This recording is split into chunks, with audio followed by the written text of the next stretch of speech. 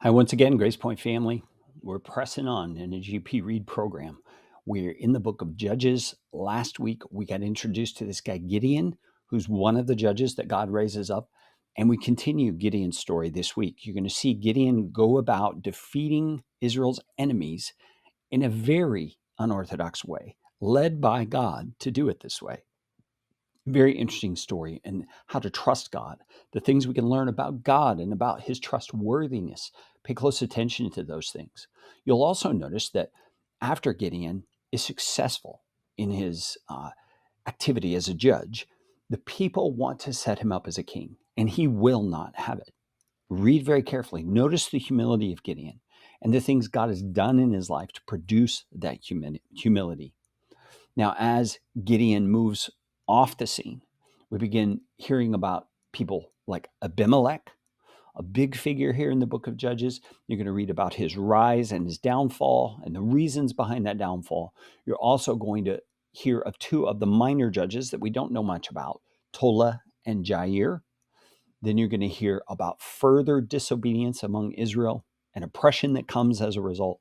You'll see all these statements in the book of Judges about how much time passes and how the people over time begin to decrease in their obedience to God. Then you're going to have another judge rise up that we have a little bit longer of a story about, a person named Jephthah. Jephthah is going to come on the scene and be again a deliverer for Israel, but he makes a very tragic and foolish vow that causes one of the more gross stories of Judges to be recounted for us. And so just pay attention in Jephthah's story to try and see where you see the wisdom of God and what he does, and where you see the very human frailties of a human being and what God does in spite of it. Then you're going to read about, again, some minor judges, Ibzan, Elon, and Abdon. And then in chapter 13, we're introduced to one of the more well-known figures in the book of Judges, Samson. Now, I mentioned in last week's GPRead video that Samson is one of those people you kind of scratch your head. Why is he a judge at all? Because he's a very immoral guy. He seems to be very emotionally driven, very impulsive, not very wise.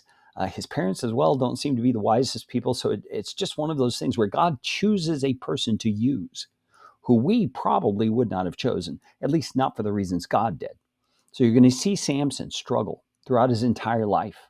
And you're going to see him winding up at the end of this week's reading in a very compromised situation where he has been duped by a woman and he's going to have some consequences to pay.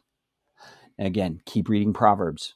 The wisdom of Proverbs is powerful in our lives over time. So keep reading, keep discovering new riches there as you read. God bless you, friends. I love you. I'll talk to you again soon.